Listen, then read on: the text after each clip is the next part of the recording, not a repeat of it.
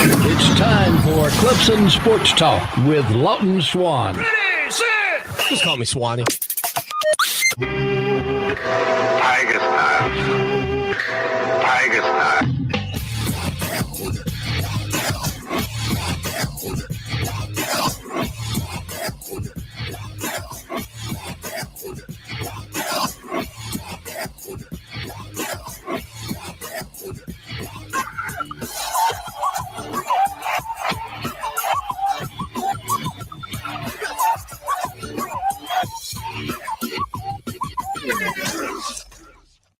Finally, Clemson Sports Talk has come back to Drive Time. Hello, everybody. Lawton Swan back in the saddle once again. It is the show that shakes the Southland. Clemson Sports Talk for you each and every afternoon as you make your way around the great state of South Carolina and beyond, listening to us on incredible radio stations like Fox Sports Radio 1400, the Midlands, around the world, on the iHeartRadio app. And thank you to everybody who comments, shares, likes, subscribes, joins us. Maybe even you subscribe to our website, where for just $63.17 for 1 year of coverage, we've got you covered up again on ClemsonSportsTalk.com. Say it with me, Gamecock Nation, 63-17. And speaking of Gamecock Nations, you know it's a Tuesday. That's a peeking over the fence Tuesday as Mike Yuva joins the program. And we're going to do him a little early today. Pop Mike on here in hour number one. Mike, what's up, buddy? Hope you're well.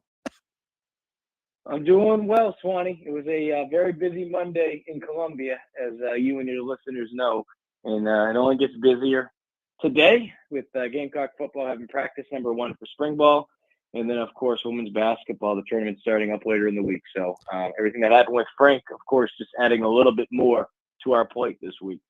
Yeah, it's not every day in the state of South Carolina that a former Final Four head coach gets fired. As a matter of fact, I think maybe it's only the first time that's happened. I'm not 100% certain, but man, Frank Martin out. Talk to me. Give me the scoop. What happened yesterday?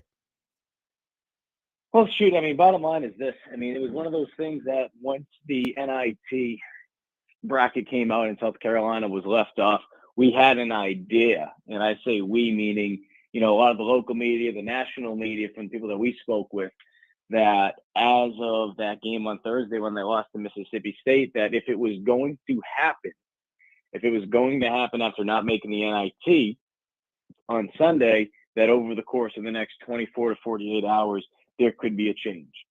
And that's what we saw. Now, I say all that, I preface all that, but I don't want to mislead people where they feel like, wait a minute, Mike, are you trying to say that if they made the NIT that Frank would have his job?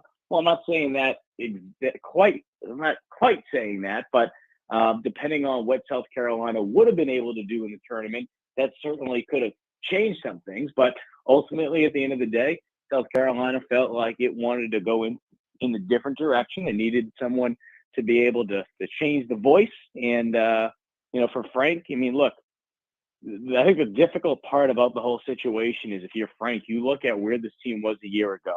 You went through COVID personally twice. The team went through COVID, missing an entire month in December a year ago. And the team was just basically a shell of itself. It wasn't even a shell of itself. It was a shell of a shell.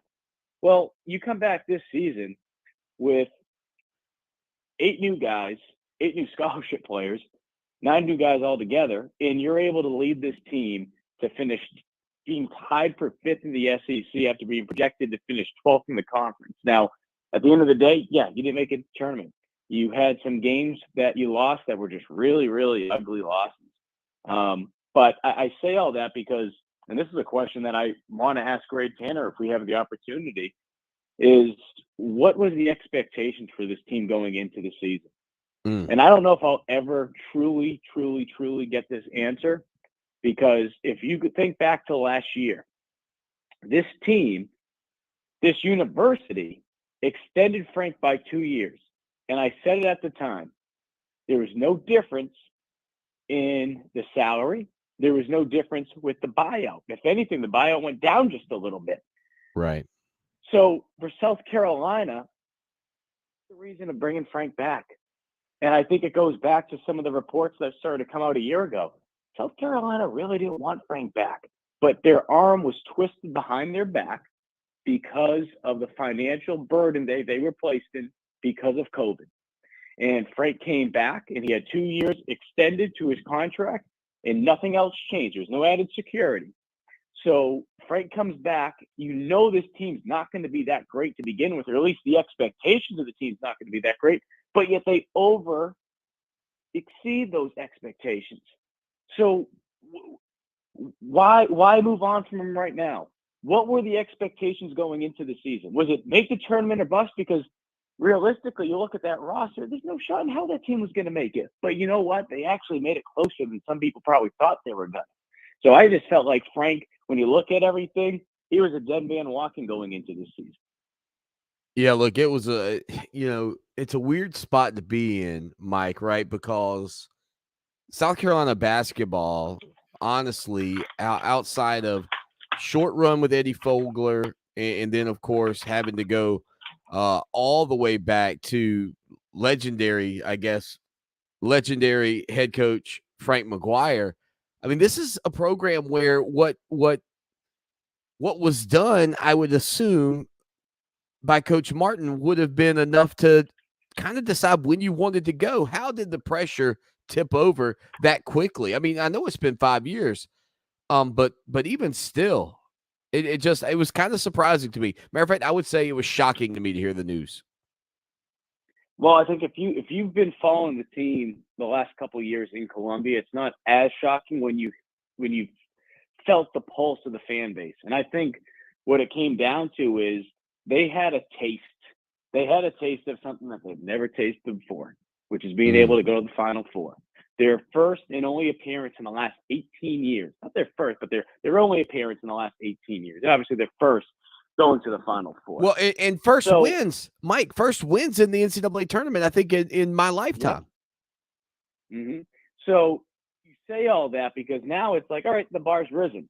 There's nothing wrong with raising the bar. There's nothing wrong with wanting higher expectations and having higher standards. But I just feel like for some, not all, for some, they looked at it as, why aren't we making the tournament, more? It's a fair question. When these things happen now, welcome to the world of 2022 and social media. Sindarius Thornwell hopped on to one of the Twitter spaces. And for people that don't know that's one of those fun little things at the top where it's basically just a bunch of random people that can go in and talk. Right. That's just the best way to put it. So for whatever reason, Thornwell hopped in and someone asked him, Frank able to turn the Final Four into more? And it wasn't like he was trying to throw anyone under the bus, but he said it exactly the way that I'm going to say it right now, which is Frank and the coaching staff were not expecting PJ Dozier to leave with that group.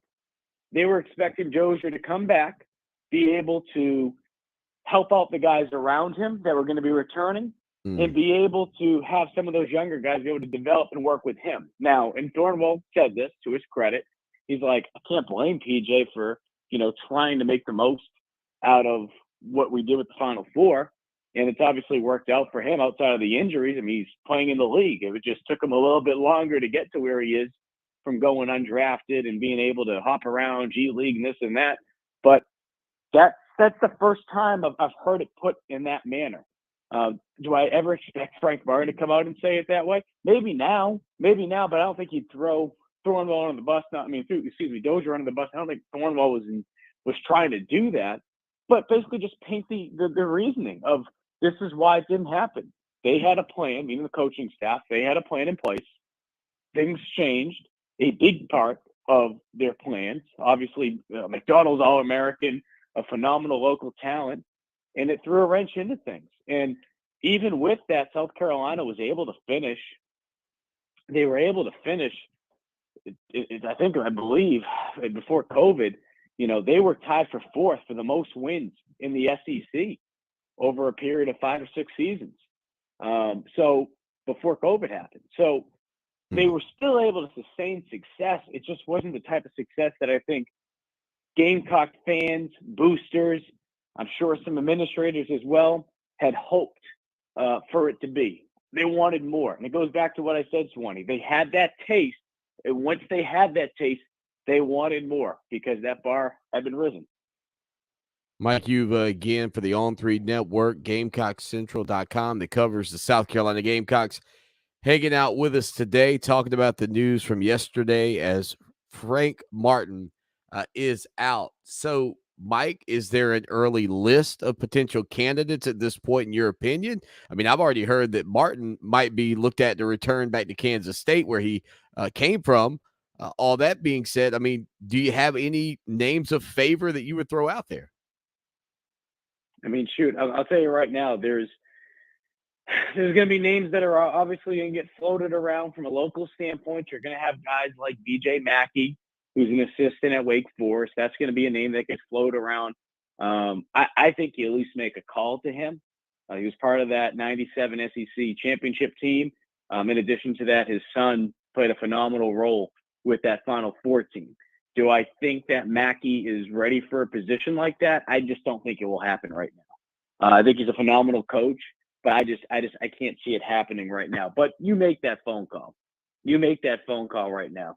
Another guy that people are going to talk about, Mike Boynton, former Gamecock, that's the head coach at Oklahoma State. I can't see that happening right now. He's in a great situation with Oklahoma State. Yes, they are going through an NCAA penalty where they're not able to play in the NCAA tournament, but he's making a lot of money. He's in a great situation. The job security is great. He'd be crazy. He'd be crazy to leave that situation to come back to South Carolina right now. But, other names that are floating around, I think of Bob Ritchie, the current head coach right now at Furman. Ritchie spent the last 5 seasons as their head coach. He's gone, 111 and 46 in his time there. Before taking over there, he was the assistant at Furman in Charleston Southern for the last 15 years. So, why does it make sense? Well, Ritchie has ties to the state and undoubtedly has success at a major level school. But why wouldn't it? He hasn't had, he's had success, but Ritchie's never had to build a program. So, this is some of the stuff that we have at Gamecock Central right now. You could check it out, going through some of the list. Like an interesting name, Sean Miller. Miller was formerly the Xavier in Arizona coach, but of course there's a little baggage that comes with that. But he certainly, after the Arizona was facing 5 level 1 violations, even though Miller was not directly named in those violations for responsibility, but they moved on from him. That's another one to keep an eye on. What about Greg Marshall? I mean, I know he's got some baggage too. A lot of these coaches do in basketball, obviously, but that name's going to get floated around. I feel like more by fans than anyone else. I can't see it happening because, look, Frank Martin. I think people that didn't have the opportunity to get to know the guy and just saw what he did on the sideline during games, and he was obviously very energetic. He was very into things, and he was very vocal. If some people were offended by that, and I know some boosters got their panties in a bunch about that. Yeah, I can't see Greg Marshall coming. Especially with the physical abuse allegations, all that. Yeah. Frank never put his hands on anyone that we know of, at least, probably dating back to his days as a bouncer when he used to probably throw kids out the club. But yeah, Frank never put his hands on anyone as a coach at South Carolina. So I can't see the boosters being like, oh yeah, let's go get Greg Marshall. Hey, listen, I think Frank probably would have put his hands on you a couple of times. Now, I know you guys had a great relationship. I think you're gonna really miss that banter, though, aren't you? No, I will, and I think that's one of the things. What I liked about Frank the most was, you build relationships up with coaches. I mean, you've been able to build relationships up with some of the coaches over there, with Dabo Sweeney or whoever, and you get to see the person. But what I liked about Frank the most was that he understood that him and I could be talking about the Patriots. He'd always bust my chops about the Patriots because he's a Dolphins fan. His wife, growing up in New England, being a Patriots fan, his kids being Patriots fans. So he always had to hear it. So we'd always go back and forth and stuff, just give each other a hard time. But he always knew that if we went into the press conference room, whether it be about the stuff going back to last year with his job security, that I'd be able to ask him those questions, those difficult questions, and he knew that I was doing my job. And I always was able to separate, okay, you could like someone, you could be a fan of someone, you could respect someone, but at the end of the day, you still have a job to do. And I think he respected me because of that. That's how I have always treated my job in general. But Frank was just one of those guys that it was just nice to be able to just get to know the person because I mean, shoot, when I first came down here, I didn't know much about Frank. I saw videos on YouTube. I mean, he could be an intimidating man when you're new to a market, you're a young reporter, but to be able to get to know him over time, I mean, golly. I mean, no wonder why there's so many players that just sing his praise in terms of just the loyalty that he has. So, bottom line is this.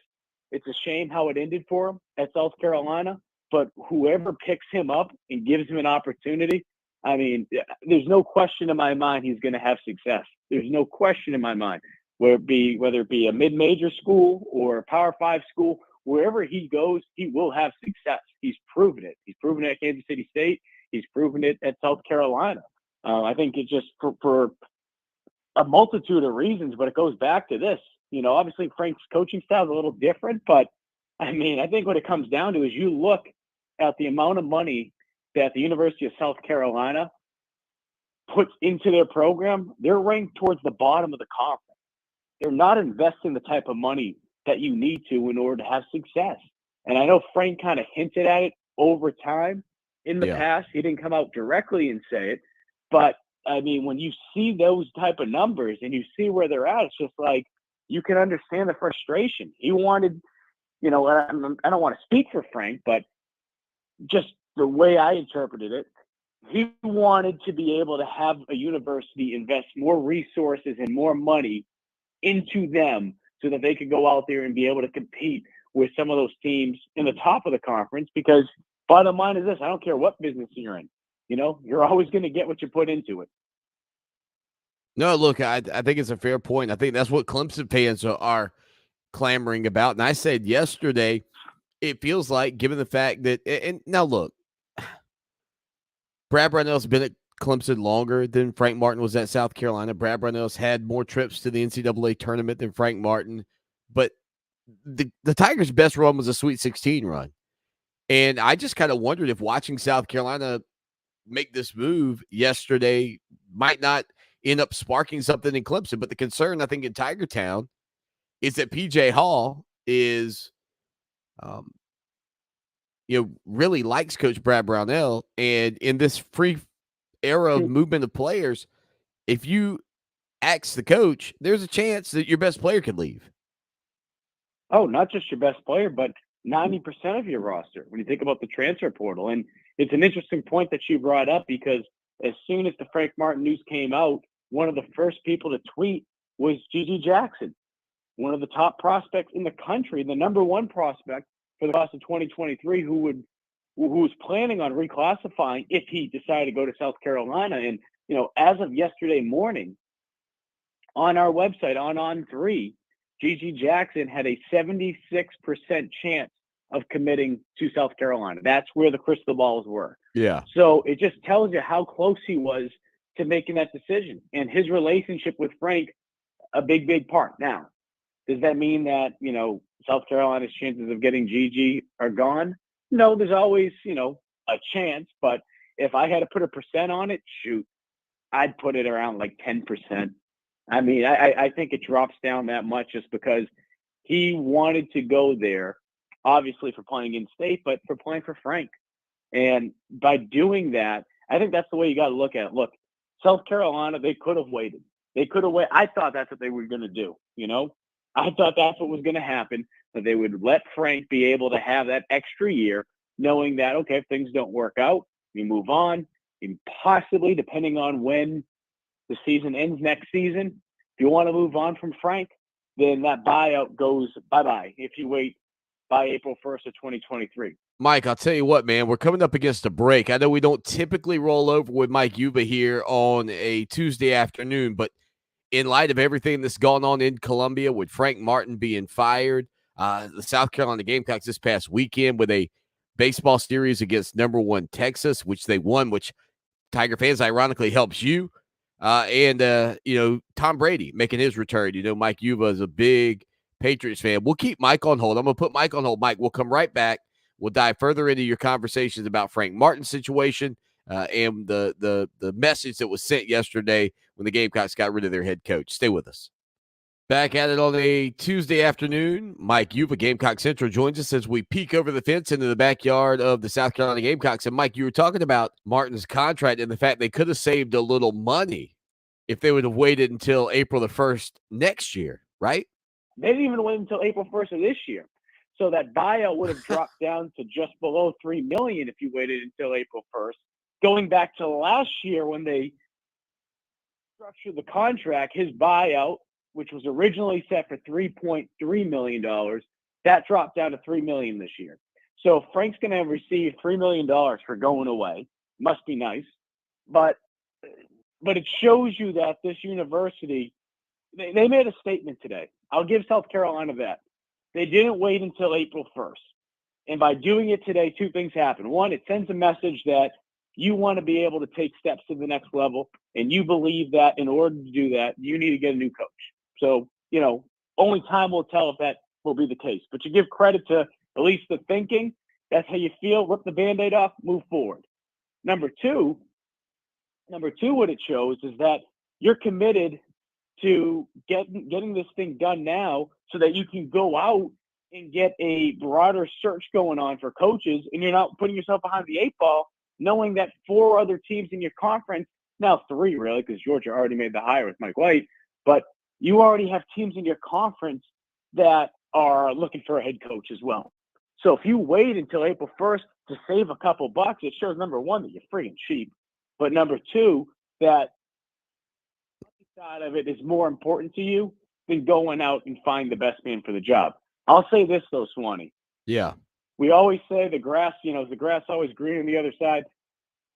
Hearing all these different names, I think in the business world, not just coaching and basketball, if you're going to fire someone, you better hope and make damn sure that person that's going to replace the person that you're getting rid of is better than them. So the question that I keep just asking myself today, who is that person? Who is that person? I don't think Gamecock fans truly want to admit it, that Frank was a good fit for them. Was he the guy that was, taking them to where they wanted to be as of today or over the last couple of years? No, but you got to realize the history of this program. Does that mean the next guy coming in here can't do that? I'm not saying that, but just looking at it right now, I don't know. I don't know who it's going to take to be able to bring in here to change things, but I don't care who it is. I really don't. Could friggin' wake up John Wooden, throw him on the court, have him coach, Red Auerbach. Who cares? Okay? Yeah. You need to put money in your product if you want to have a good return. It starts with the university. They have to invest more into the men's basketball program if they expect to be able to compete at the level that Ray Tanner put in a statement on Monday saying we expect to compete for conference and national title. You have to be able to put the money into it, because if you don't, you can't turn around and go, I don't know what happened. No, you got to put money into it. It's hilarious because, Mike, I'm telling you, this is exactly what I've been saying all year about Clemson. Like, you can tell me you want Brad Brownell out, but then I come back with, who do you want to put in? And the odds that you get somebody better than Brad Brownell are probably about the same as the odds that you get somebody worse. And if that's 20. Yeah. But Swanee, you hear this too, right? You say that, and I'm sure there's a listener on the other side, whether it be a Clemson fan, in your case, talking about Brad Brownell, or when I say it for Frank Martin and the Gamecocks, they say, all right, well, we're just going to settle for mediocrity. It's just like, no, you're not saying that, but realize, and I've always thought this before, going back to Will Muschamp, are you making a change to just make a change, or are you making a change because you truly believe that the next person you're bringing in is going to be the best man for the job? I can tell you right now, and I'm working on some stories right now, and hopefully I'll be able to come up with the next time we talk on your program. Yeah. There have been some secret candidates or secret coaches that South Carolina has been talking with the last couple of weeks. I do know that for a fact. I'm just waiting to tighten up a couple pieces of the story before I go with it. But they have been thinking about this. They have been thinking. So whether it be one of those guys or one of the guys that we've mentioned on our list, Swanee, they better hope guys are better than Frank, because the last thing you want to do is go through this process, kind of like you're talking with Brownell, and 3-4 years later, it's like, well, why haven't we made any progress? Well, it's because you didn't appreciate what you had. Even though maybe to you it wasn't as good as what you wanted, you jumped the gun. You pushed things too quickly. You didn't appreciate the fact that that's just who you are. That's who you are. And Gamecock fans do not want to hear that. It's just who you are, though. Follow Mike Uval on Twitter at Mike_UVA. Mike, all right, let's get it. We got a couple of more things. I know you said jokingly that Monday was, not exactly the busiest of days, but given everything, I know it was swamped. All right, so Tom Brady. Mike, what'd you think yesterday? I'll never forget this. So I was walking in on Sunday to the women's basketball selection show watch party at Colonial Life Arena. And I kid you not, because I showed up a little bit later because I'm like, I don't need to get practice footage. So a lot of the media members were already there. I'm dealing with moving into a condo. So I show up right before the actual watch party begins. I didn't go for practice. And I'm walking in, and I thought like I had something on my face. Everyone's just looking at me. And I'm like, what? You didn't hear the news? So now instantly I'm thinking it's Frank Martin at that point because Frank hadn't got fired yet. And I'm like, no. So I'm just like, oh, crap. Like, do I have to go freaking Brady? No, it's about Brady. So my favorite part about this one, and I'm sure being in the South, I'm going to offend someone. So, lighten up anyone that gets offended by this.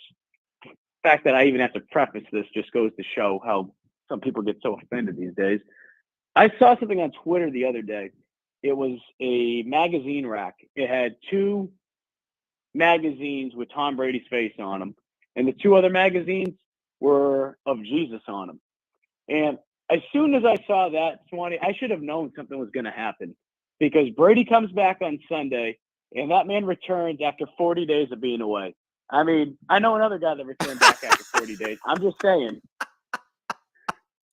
Mike, I'll tell you what, man, we're up against another break. Let's hit a quick break. We'll come back. I want to hear your thoughts on South Carolina's 2-game series win over Texas. Stay with us here for more on the show that shakes the Southland. And that was a big deal for Clemson, folks. Make no mistake about it. Extended peeking over the fence segment here on Clemson Sports Talk. Feeling a little more like Gamecock Sports Talk for some of you, I'm sure, but a lot was going on in Columbia yesterday, and Mike Uva from Gamecock Central catches us up. Mike, over the weekend, the Gamecocks took 2 out of 3 from Texas, and quite frankly, that's positive for the Clemson Tigers because that's a boost to Clemson's resume. Tell us and give us a little breakdown on what went down this weekend and what did the Gamecocks and Coach Mark Kingston do right on the diamond?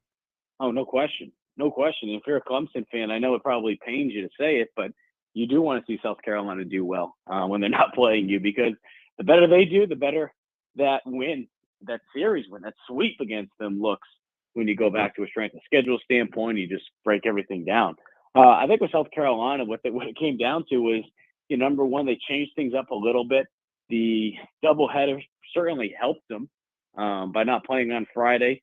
Saturday, they showed some offense, but they just weren't able to keep up with Texas. I mean, Texas is a team that capitalizes.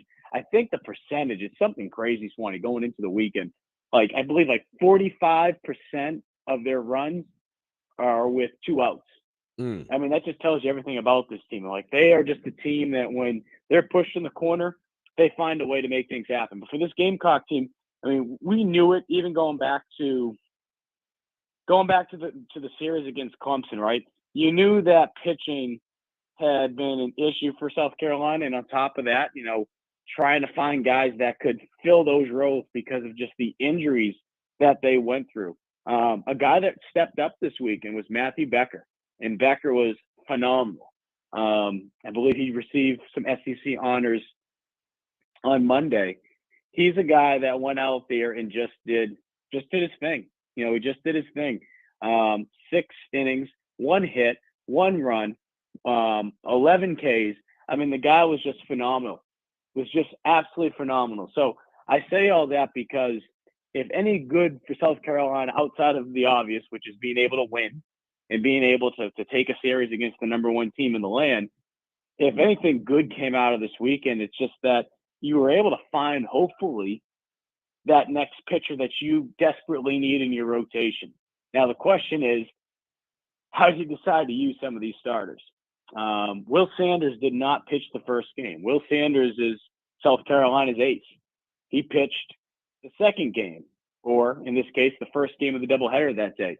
Do you decide to save him for, that third game or that second game? Because now, from a rotational standpoint, he'll have a whole week if you wait until Saturday. You haven't pitched on that second game. I know baseball players are so big with their routine, so we're going to hopefully have an opportunity the next day or two to be able to talk with Mark Kingston. I know they're playing tonight, but you hope you have an opportunity to be able to talk with him about how he looks at managing that pitching rotation. So bottom line is this: obviously hits, runs, that's all important. But as we saw against Clemson, you need to be able to have some good pitching, and that was certainly something that hurt them. Not just having poor pitching, but just some of the poor pitches, wild pitches, and seeing Clemson be able to capitalize on runs that, South Carolina essentially just gifted them.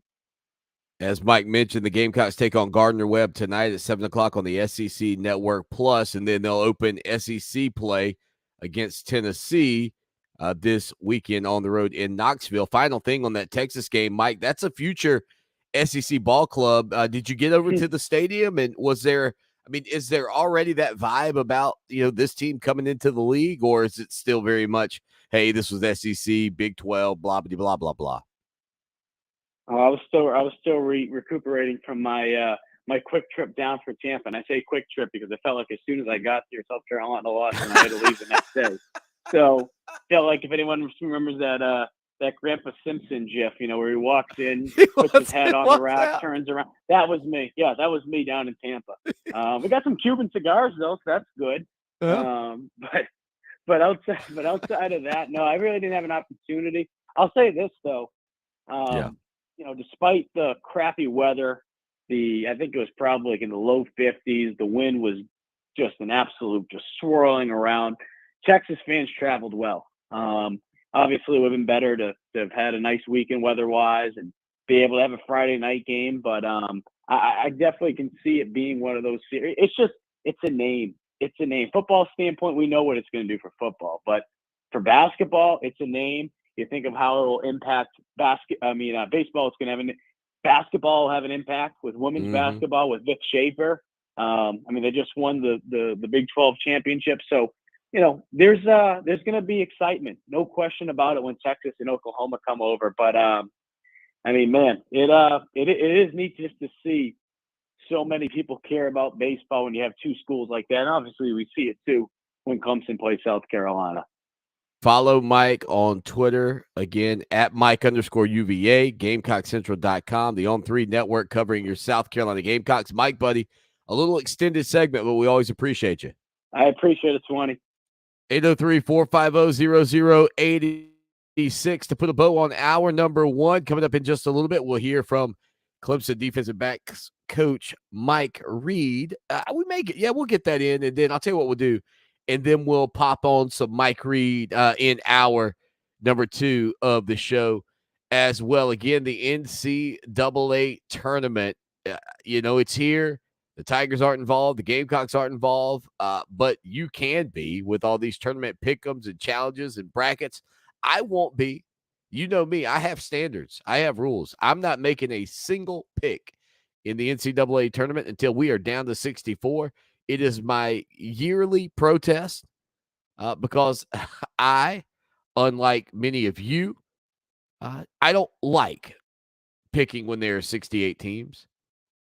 And again, today at 6:40, Texas A&M Community College will take on Texas Southern for the right to be in the NCAA tournament as a 16 seed. Also tonight at 9:10, Indiana will take on Wyoming. Both of those matchups can be found on True TV. I will not make a pick until we are done with these first four farce games. The first farce, if you will. I don't like it. I won't pick a game in my bracket until we're down to 64. It's the principle of the matter, people. You got to have principles in your life. I mean, if you don't stand up for this, what will you stand up for? I think this is a purposeful protest every year. And it's a simple. It doesn't cost you anything. You just wait. You just wait. 803-450-0086. Final segment, hour one when we get back. Stay with us. Final segment of hour number one here on a Tuesday afternoon. Lawton Swan with you. Mike Reed, I think one of the most underrated storylines of the offseason. Perhaps the fact that he stuck it out at Clemson, didn't leave, especially given the situation with Wes Goodwin being promoted. Obviously, the opportunities will be there for Coach Reed, but he has had an illustrious career. Certainly the play in recent years under his tutelage, from A.J. Terrell and Trayvon Mullen to Andrew Booth and Mario Goodrich. I mean, the cornerback play at Clemson has been incredible. And to see him stick around, I think was a big deal, probably a bigger deal than we've made of it, because when Wes Goodwin was bumped up, right, and that's the thing about Wes Goodwin's hire. Anybody that was above Goodwin previously would feel like they were over promoted, or whatever that term, passed over, maybe the better term, for Goodwin to come in. And so we had a chance last week to hear from Nick Eason, Clemson's defensive tackles coach. And yesterday we got a chance to hear from Mike Reed. So here is some of Mike Reed from yesterday afternoon. He was asked about taking over special teams. Well, basically, I have to be in charge of managing every special team, overseeing all facets of the special teams. Yes, we do split them up, but on game day, I'm the guy that's going to be coordinating, calling things, and collaborating with Coach Sweeney on what he wants to do. It's a blessing, because now it puts me in front of the team as a whole. It's one of those things that, you gradually grow as a coach. And now not only do, you control, 10 to 15 guys, now you're in control of 130 guys, So it's definitely a blessing, and it's a challenge. And I love it. Mike Reed was also asked about if it was fun to have a bunch of new faces out there, and essentially who was coaching which sessions. I'm one of those kind of guys that's very communicative, so I talk to everybody. I'm one of those kind of guys that I'll strike up a conversation with anybody on the street if you ask me to. But so it wasn't a big transition for me. You got Coach Christian, who handles the kickoff return team. Coach Khan is the kickoff coverage and punt.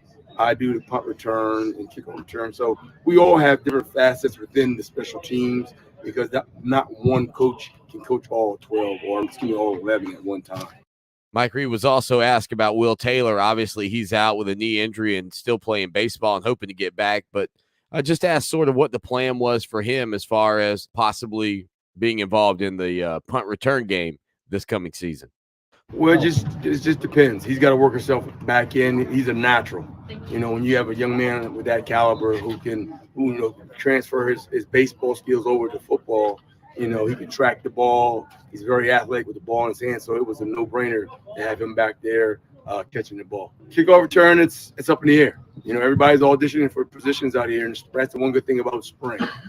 Nobody is locked into a position. So we're trying to, get a bunch of people to audition for the job and see who's the best player at the end of the day. Mike Reed was also asked about freshman Jaden Lucas and the setback that he's had with his shoulder and just, what that could mean for him moving forward as well. It's one of those things where you don't want to see a young man, a promising young man with his skill set to come in and have an injury. But the one thing he'll have to do is mentally he'll have to stay in tune, which he is. He'll just have to make the catch up when we come back in the fall. Summer. But he'll be okay. He's a very talented kid, and he'll make the adjustments and be ready to go once September comes. Mike Reed again talking about freshman Jaden Lucas, and he was also asking about Lucas's frame and build and just what he was looking for in terms of him maybe thickening his body and putting on some extra lbs, just sort of filling out. I think it was what the question was intended to ask. And here was what Mike Reed said. Jaden thicken his body. I mean, it'll gradually happen, but he's a big kid right now. You would like all of them to come in and look like that. He's one of those kind of kids that jumps out of a cereal box and he's already assembled. Ain't much I got to do. Coach Batson may have to tweak and tune up a little bit, but he's got an NFL body right now. He just got to make the transition as far as mentally playing on this level and the playbook and things of that nature. At cornerback this year, Sheridan Jones may be the number one guy, and Mike Reed was asking who's sort of showing as maybe a second option for that Clemson defensive back group at corner. I think competition is as a whole. Nobody's cemented any position out there. I have not made a roster depth chart right now, so these guys are competing every day. Who knows who's going to start? One may be better working with another guy. Who knows? I got to find the best 2, the best 4, the best 5, the best 6. Because if you notice or not, I play all my guys. Nobody actually redshirts as a corner. My guys come in, they play. Speaking of Sheridan Jones, who, man, I remember when Sheridan came in, he enrolled a year early, had a pick 6 in the spring game at one point. I remember thinking, sky's the limit for this kid. A little bit undersized, but we've seen him make some plays. Mike Reed was asked, though, how Sheridan's done just as far as embracing his role and what kind of spring he's had so far as well. He's taking the leadership role. He's taking a step, which I anticipated. It's a process that most all the corners since I've been here have been able to take. Each year, the load gets heavier and heavier for them because as you move up the road, you become a leader.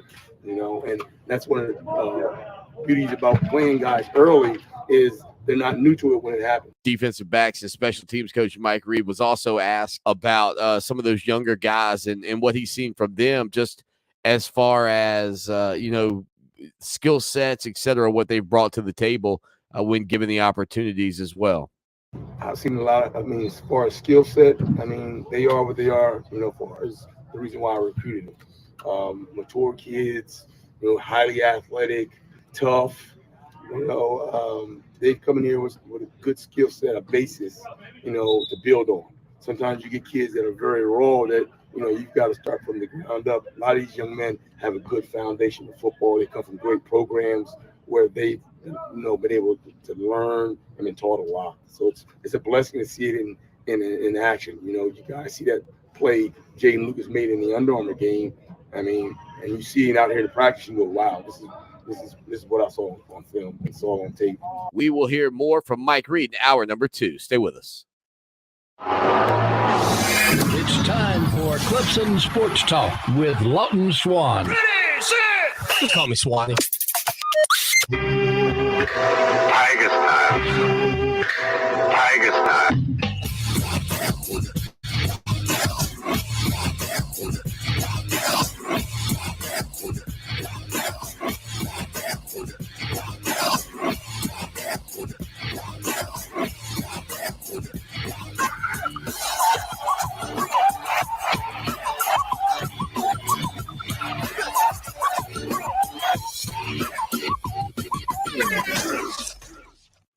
It is hour number 2. That's drive time right here on the show that shakes the Southland Clemson Sports Talk. Lawton Swan with you on a Tuesday afternoon. Long-winded conversation, long coverage with Mike Uva from Gamecock Central in hour number 1. No guest hour number 2, more of me, less of them. That's a positive. So, again, we can continue to talk about the situation, certainly with college basketball and the massive amount of changeover that we have seen at programs across the country. Clemson still sitting idly by. As you know, we talked with William Qualkenbush about it the other day. And, anybody that I've spoken with close to the situation, the reality is that it feels like you've got a coach in Brad Brownell who's got a good relationship with PJ Hall. You've got Brad Brownell who, you look at this team, was close in a bunch of games. And I know close doesn't count unless you're playing horseshoes and hand grenades. But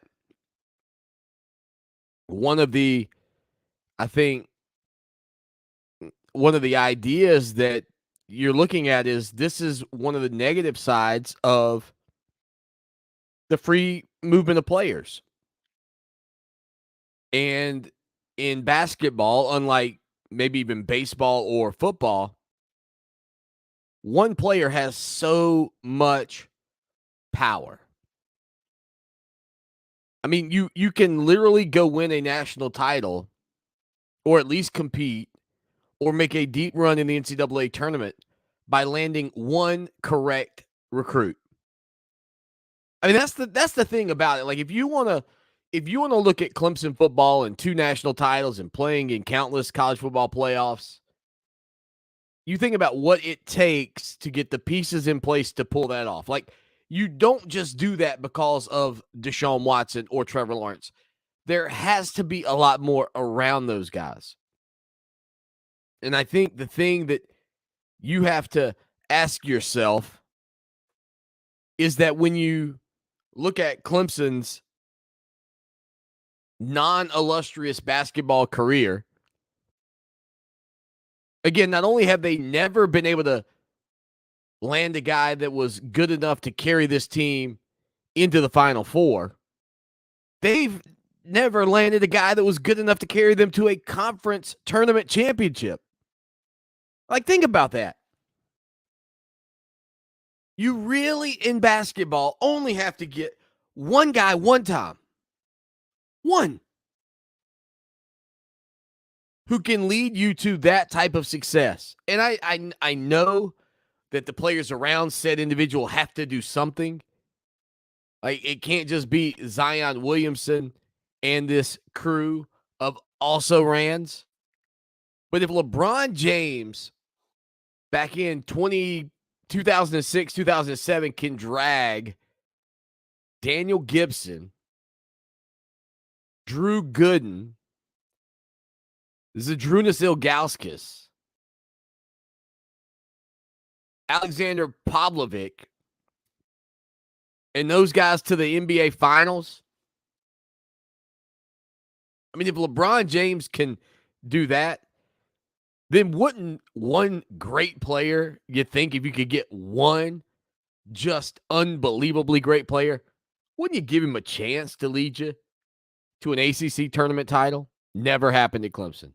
Wouldn't you give him a chance to lead you into the Sweet 16 or the Elite 8, which has only happened once to the Elite 8? It's not as if you've got to go out and get a whole collection of guys to get there. You just need one in basketball. Yet Clemson's never achieved that. And conversely, now look, a team works, I get it. But conversely, what that does is it makes a player like P.J. Hall pretty powerful at this point in his career. Pretty powerful. I mean, if you are Graham Neff and you're thinking about making the change, like if it's a legitimate thought you have, more now than ever, you probably have to at least consider running it by P.J. Hall. I mean, you almost have to. Because if P.J. says, hey, look, man, you get rid of Coach Brownell, I'm out. I know every single one of you would say, if you really just want Brownell gone, you'd say, I don't really care what P.J. says. But the reality is, P.J. Hall is one of the best big men that you've ever seen play at Clemson. Skilled from the perimeter, good on defense. I mean, he does a lot of stuff right.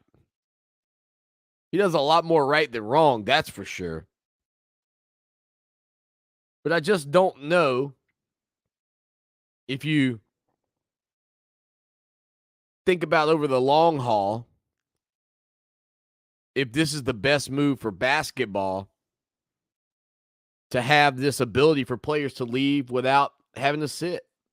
More than football, probably more than baseball. I mean, it is legitimately a sport where one guy, not the head coach, can hold most of the cards. At least it feels that way from the outside.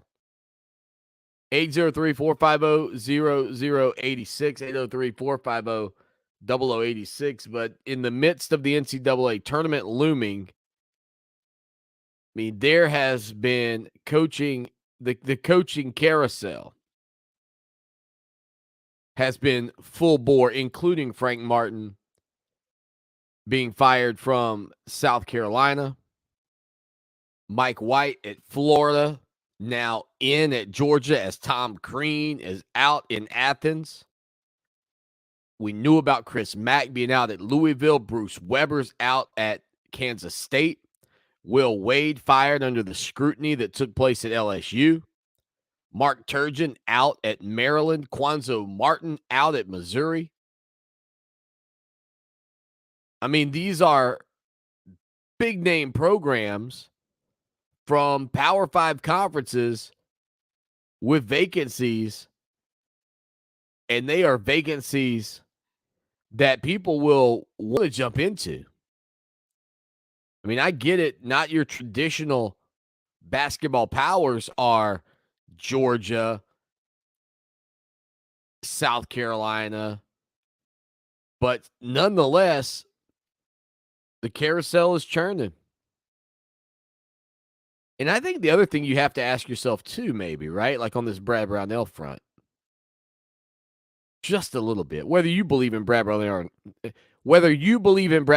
or not is it doesn't matter. It's negligible here. But with some of these jobs coming open, is there a school out there that is interested enough to take a peek at Brad Brownell? And you go, Swanee, why? Look what he's done at Clemson. Why? I mean, you can ask that. But I'll tell you, if you're Brad Brownell and you're sitting there and you feel the frustration and the disdain and the fact that fans want to change, a lot of fans want to change, maybe you decide, you know what, I'll go ahead and make this decision for you. Because I'll tell you this, if you're Brad Brownell, you know the only thing sweeter? The only thing sweeter than maybe leaving Clemson if everybody doesn't want you there would be to like land in conference at Louisville and then beat the brakes off of Clemson every chance you got. And I'm not hypothesizing that he ends up at Louisville. I'm just merely making the notation here that if I'm a coach and I feel like, man, I'm done the best I can, this school isn't committed to basketball the way they need to be, and I get an opportunity to go to a school that is committed to basketball, boy, if they're in the Atlantic Coast Conference and I know that I get a chance to go drill Clemson over and over and over, I mean, you talk about giving fans the old what for. Imagine if you had the opportunity to go to another program and then beat Clemson. Like that to me is that's the thing. 803-450-0086.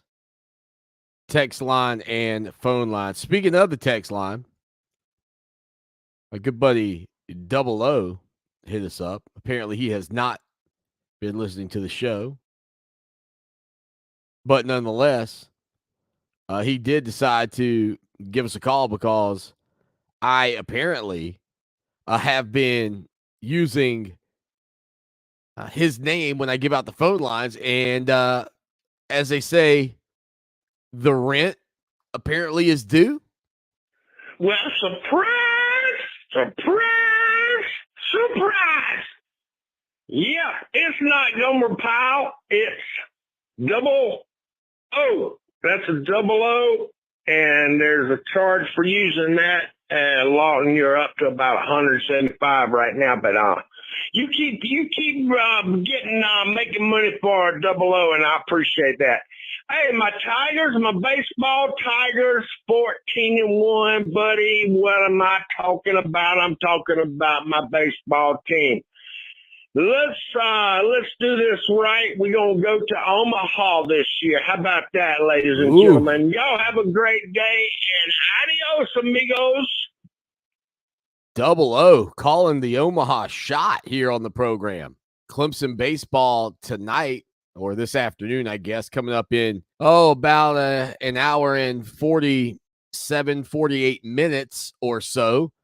The Clemson Tiger baseball team will be back on the diamond and getting ready to open up Atlantic Coast Conference play this weekend against the Miami Hurricanes. But today, it'll be Clemson taking on Georgia State at 6 o'clock on the ACC Network Extra package.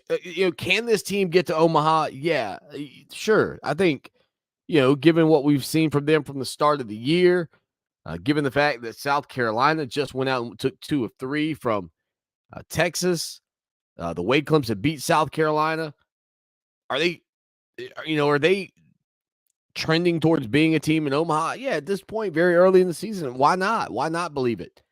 What will begin to dictate that is what they look like in league play. Can the pitching hold up? Will the bats continue to stay hot? They are finding different ways to win games. I think the phrase scrappy is fair when you talk about this group. And I think what they have that teams have lacked recently, maybe in Clemson, is simply the kind of that intestinal fortitude that's necessary to win tight ball games. Just there's a confidence that I think comes with winning early. A couple of years ago, the COVID-19 season, remember the way that year started? That group had some positive momentum, and they won what? Of their 13 wins, like 7 of those games, I think maybe more, were one-run games. Let's see, 1, 2, 3, 4, 5, 6. 6 of their games were one-run victories, and you just kind of felt like, okay, that's a scrappy ball club. They're going to win some ball games because they just have that willingness to that drive, that determination, the belief. And that's kind of what I feel right now with this baseball team. Like, even when they're in a bad spot, I think they still feel like, hey, couple of hits, couple of things go our way, we're right back in it. And I, as a fan of sports, can appreciate that, right? I think that's the reason that so many people like Rocky Balboa. I mean, Rocky, yes, I know the storyline, but it was really about having the heart of a champion, but not being a champion per se. Being sort of the underdog and showcasing how good you could be when given the opportunity. And Apollo gives him the shot, right? Gives him the chance. And Apollo thinks this is going to be just a joke, just a walkthrough. And what do we find out is that you can't measure the size of a guy's heart. I mean, it's Hunter Renfrow. Hunter Renfrow had no business playing college football at Clemson. Hunter Renfrow has no business being in the NFL. I mean, you look at the measurables, you can look at everything you want, but what you cannot measure inside his chest is 6'5", 325 pounds, and it is just quick as a hiccup. It is strong as an ox, and it is relentless in its pursuit of perfection, and that's his heart. And because of that, you get the storyline that Hunter Renfrow creates. And again, this Clemson Tiger baseball team, while maybe an ill comparison to try to heap that much success and belief on them after just 15 games, but I think what these first 15 games do is establish sort of the culture for this group in 2022. And I think that what you're going to see is no matter where they are in a game, their will to win will not be suppressed. It's going to be very difficult for this team to get to the point where when they're playing and they get down, they don't feel like they've got a chance to come back. I think they would have to be beaten fairly consistently, maybe even in some heartbreaking fashion, to begin to have that set into their mind that, you know what, this isn't going to work out the way you had hoped. This is going to be an issue. But I think that's going to take a lot more. It's like training a dog or whatever. Once you kind of get that belief and that mindset, it's tough to imagine it changing. There has to be a lot that happens in order to break that discipline. And so that makes this group an exciting group. That makes this baseball team a fun bunch to watch play the game. Because I don't think that they are a group of guys who are just simply going to cower, roll over, and say, all right, you know what, we submit. We're not very good. Even if their talent might not measure up to some of their contemporaries that they're going to be facing.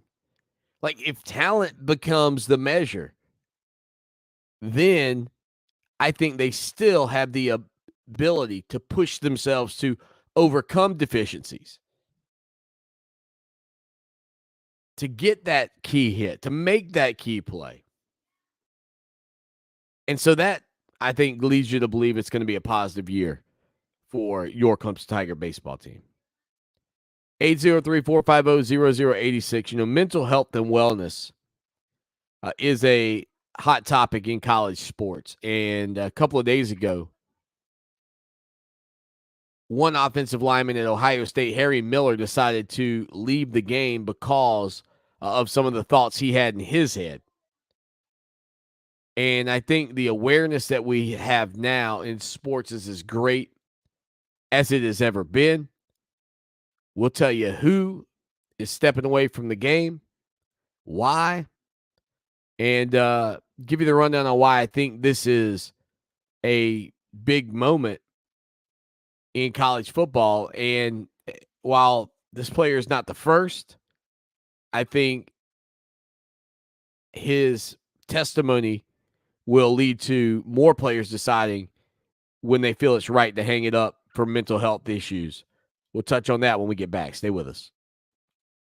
Back at it, Clemson Sports Talk. Some news out of Columbus, Ohio, a couple of days ago. Didn't get a chance to get this in.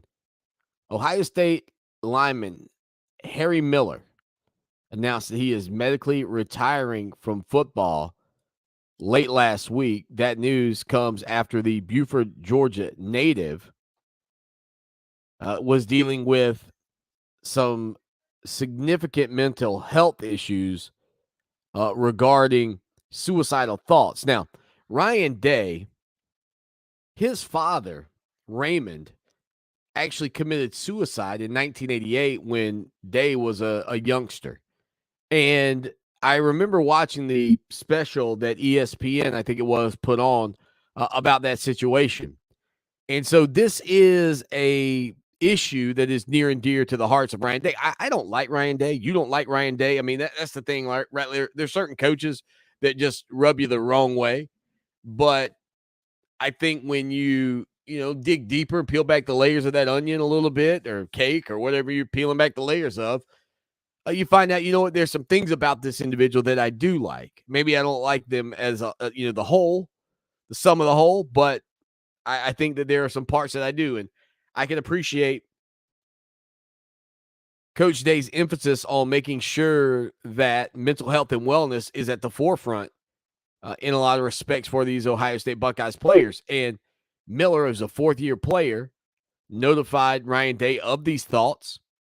Day immediately put him in touch with medical professionals to seek help. Miller had been absent from the spring practice this year, was deemed unavailable without any explanation a couple of days ago. But then he reached out to social media and put out a statement. And here's the thing. I'm not going to read the whole statement. It is lengthy and really well written. But he said, I would not usually share this information. However, because I have played football, I am no longer afforded the privilege of privacy. So I will share my story briefly before articles continue to ask what's wrong with Harry Miller. He said, that's a good question. It's a good enough question for me not to know the answer, though I have asked it often. He went on to say that there was a point where at the time, I would rather be dead than a coward. I'd rather be nothing at all than have to explain everything that was wrong. I was planning to be reduced to my initials on the back of a helmet. I'd seen people seek help before. I'd seen the age-old adage of how our generation was softening by the second, but I can tell you my skin was tough. Miller, who is a 4.0 student at Ohio State, will be given an opportunity, or at least they are working to create an opportunity for him to work within the athletic department so that he can help make a difference for other student athletes dealing with the same feelings. And first, kudos to Harry Miller for recognizing, responding, reaching out, and fighting for recovery. You know, my good buddy Mark Payson does a spectacular podcast on topics like this called Relatively Normal. And I would encourage you to give that podcast a listen if you want to hear conversations from people about issues or topics that deal with mental health and wellness. Mark is not a doctor, but he has dealt with these things on his own. And it is a very interesting topic to follow. It is a proactive topic because it is something that is being, I think, more widely accepted. And for I think a lot of these individuals to finally be able to open up and say, this is what's eating at me, I think is helping. Definitely tough to see a player with that type of talent walk away from the game, but the game gave him an opportunity. You know, he was a 5-star recruit. Clemson had him in for their elite junior day back in, I think, 2018. And the fact that this is now a young man, this says a lot to me about him. The fact that he is willing to address the situation, the fact that he is able to talk through these issues publicly is helping more than just Harry Miller. I thought that was look, it's a sad story because a great player and a good young man is dealing with a lot, but he's also able to acknowledge it, which is in this day and age a powerful step towards healing. 803-450-0086 text line, phone line. You can be a part of this program anytime, any place, anywhere. We always appreciate you. Again, the Clemson Tiger baseball team coming up this afternoon. They're taking on the Georgia State Panthers. Of course, the NCAA tournament also gets rolling tonight. Well, technically, you know how I feel about this. Technically, gets rolling tonight as the field of 68 gets whittled down to Swanee's official field. My field of 64.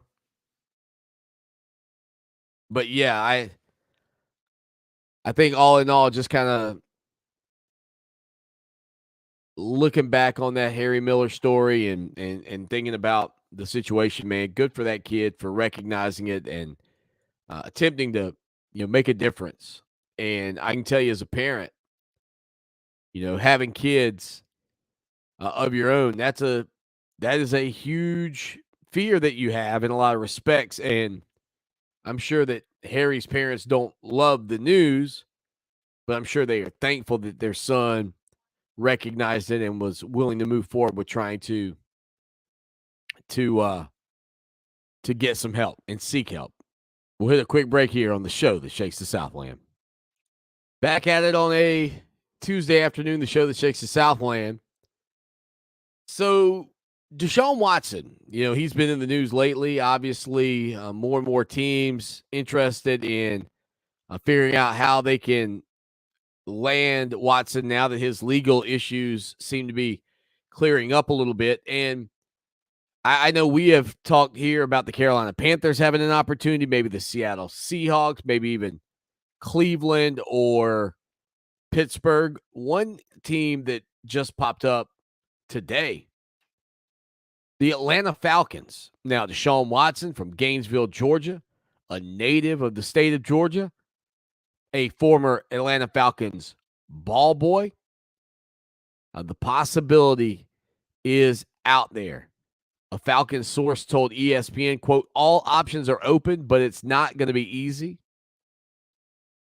Another source described the Falcons as a long shot, and the team has not yet met with Watson. But I can't imagine. I mean, this guy played for the state championship in that, well, not, I guess technically not that venue, but, or maybe it was. I can't even remember now. All the venues in Atlanta run together. I can't remember if that was the old Georgia Dome or the new Mercedes-Benz Stadium where he played in high school. Probably old Georgia Dome. Anyway, the Falcons may indeed try to lure Deshaun Watson into Atlanta, bringing him home, a native son, putting him right there in the heart of Atlanta. I don't know. I look, first off, too, here's the other thing, right? It seems like it's the odds that he ends up with a team in the NFC South seems pretty good. And with Tom Brady's return to the Buccaneers, you'd be looking at potentially Deshaun Watson, whether he's with the Saints, Falcons, or Panthers, going head-to-head with Tom Brady a couple times a season. The other thing I thought about was, what if he ended up with the Miami Dolphins, which was the team that the names came out for a while. If that were to happen, right, you'd have Tom Brady with the Bucs. You'd have Trevor Lawrence with the Jaguars. And then you'd have Deshaun Watson with the Miami Dolphins. Like, the state of Florida would have a high level of interest from a lot of people whenever those teams faced off, if they faced off, just simply because of that. But, yeah, could Deshaun Watson end up being with the Atlanta Falcons? That apparently is moving on up the list of potential landing spots. And if that did happen, honestly, if Deshaun ended up in Atlanta versus Charlotte, right? Like, most of you, many of you, I'm not going to say most, many of you probably pull for the Carolina Panthers because of geography. But prior to the Panthers, many of you probably pulled for the Atlanta Falcons. And you might still follow the Falcons. But I think a guy like Deshaun Watson would tip anybody that was leaning pro-Panther that isn't all that wild about Carolina. I think that would tip you in the favor of the Falcons when those two teams played. I mean, I believe that. I think that Deshaun Watson, for Clemson Tiger fans, and again, the baggage that surrounds him is there. There's no doubt. But I think for a lot of Clemson Tiger fans, the ability to root for him close to home and see him play in Atlanta would probably negate some people's support for the Carolina Panthers, especially when they played in the division against each other. If he were with the Saints Maybe, but probably not. Still, you probably would root against him. You'd want him to have a good game but lose. But I think if he went to the Falcons, it would be enough that some Panther fans would say, you know what? I'm going to just root for Deshaun and the Falcons for a while. And I'll come back to the Panthers when it's all clear. I mean, the Panthers haven't done any favors in terms of getting Clemson guys there to make you desire to root for them, have they? I didn't think so. 803-450-0086. All right, I'll tell you what we'll do. We'll wrap the show here. Couple of minutes left here, and then final segment coming up with conversation with Mike Reed. Again, we had some of this in hour one. Mike Reed following practice yesterday in Tiger Town. Well, it's next man up, and it's a good thing for a lot of younger kids because now they're getting put in position that they may not have been in. Like, you may have a safety playing corner. Makuba's getting some reps at corner, which now makes him versatile. Which now makes him even a better cover guy than before. Because now he's going against receivers out in space. Whereas a lot of times in safety, you don't get that space. Mike Reed was also asked about Nate Wiggins. I mean, he is what he's advertised. I mean, you saw glimpses of him last year, and he's changed. I mean, speed, his route recognition, and he's also competitive. He's going to be a good one. If he keeps making the strides that he's making, and I'm excited for all of them actually. But Nate, to see his maturity, the process that he went through, it's beautiful. That's what you like. Another name Mike Reed was asked about was Fred Davis and where he is so far, if he's been able to get back. Fred's actually in. We're just keeping him in that color jersey just so that, we don't want people to come, knocking on him. But he's doing all his footwork, so he's, come after spring break, his butt is full-fledged, let's go, Reed was also asked a follow-up question about Sheridan Jones and just what he wants to see from him in 2022. I mean, just be more vocal. I understand, not everybody's a vocal leader, but, for me, I've got to push buttons. Okay, I've got to, it's like they say with a rubber band. You never know how strong a rubber band is until you pull it, right? So I'm going to pull that rubber band. So I'm going to ask him to do more, and, it's part of being here. He's been through the ringer. So it's now, hey, let's bring those other guys with us. We're only as good as the weakest link, right? So we got to pull them other guys with us. With a quick break, we'll come back. We'll put a big old bow on the show that shakes the Southland on a Tuesday afternoon. Stay with us. What have you done for me lately? It's a fair question. Just don't lose sight of the bigger picture. Don't forget history. Lucky for us at Clemson, the answer to the questions, what have you done for me lately, and what have you done always, are the same.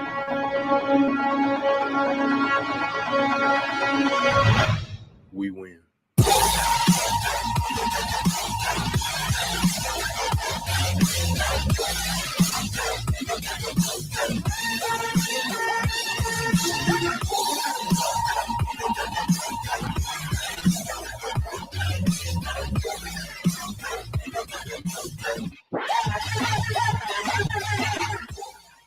Final segment of the show that shakes the Southland on a Tuesday. Clemson Tiger baseball coming at you in about 15 minutes or so. 803-450-0086. Text on the phone line. That is good anytime.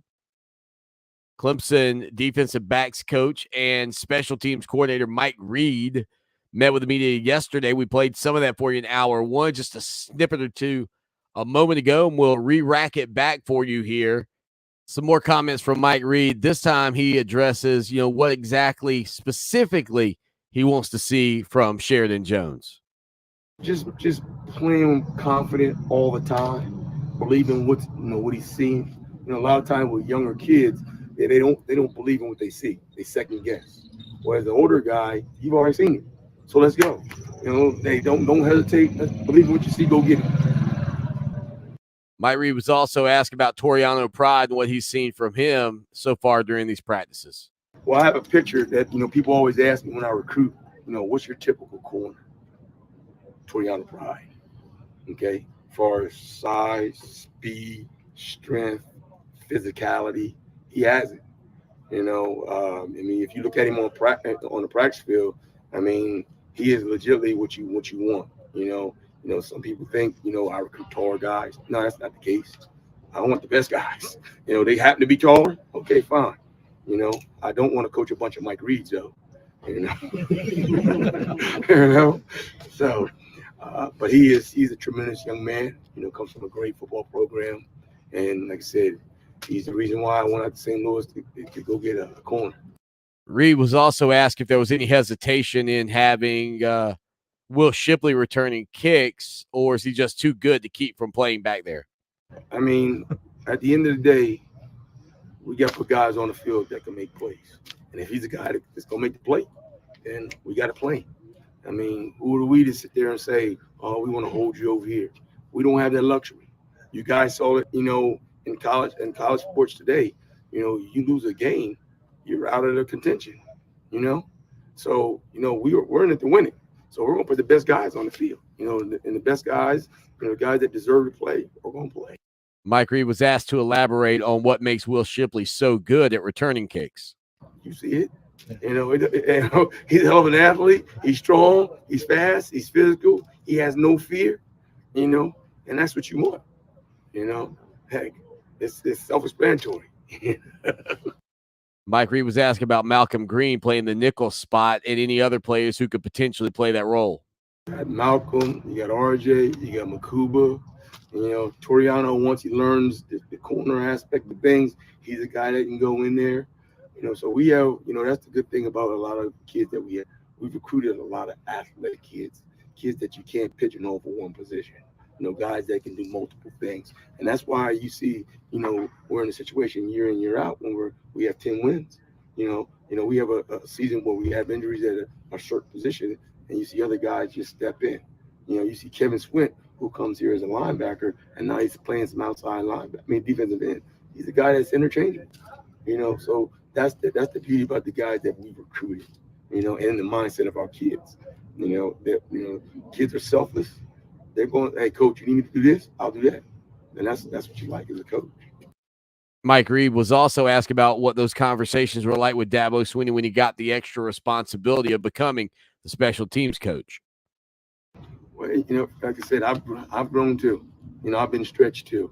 And, I work for a great man who is very appreciative of his coaches. And, for him, he sees something in me that he's like, hey, I got to groom this young man to be a head coach someday. I don't know if I'm ready for it. I love what I do, and I love being with my kids. When I say my kids, I mean my players.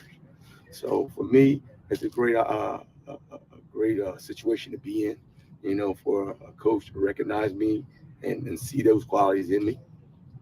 Some people don't, or he does. Quite possibly the greatest quote of the day was when he was asked about the coaching turnover since he's been at Clemson, which has been a decade now. Well, I'm one of them. I'm what you call one of those true soldiers. I'm here to the end. When the last bullet's fired, Coach Street's still there. I'm like that old rusty dog. You know what I mean? You can't get me out of the pen. I'm there. It's funny. I'm going on 10 years. I look around the landscape of college football, and I'm a dinosaur. Ain't many DB coaches been at an institution more than 5 years. I don't know. I mean, it's crazy. So, hey, I count my blessings every day. I must be doing something right.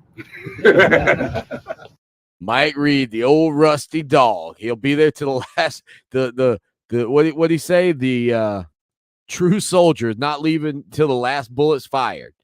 And really good to catch up with Coach Reed.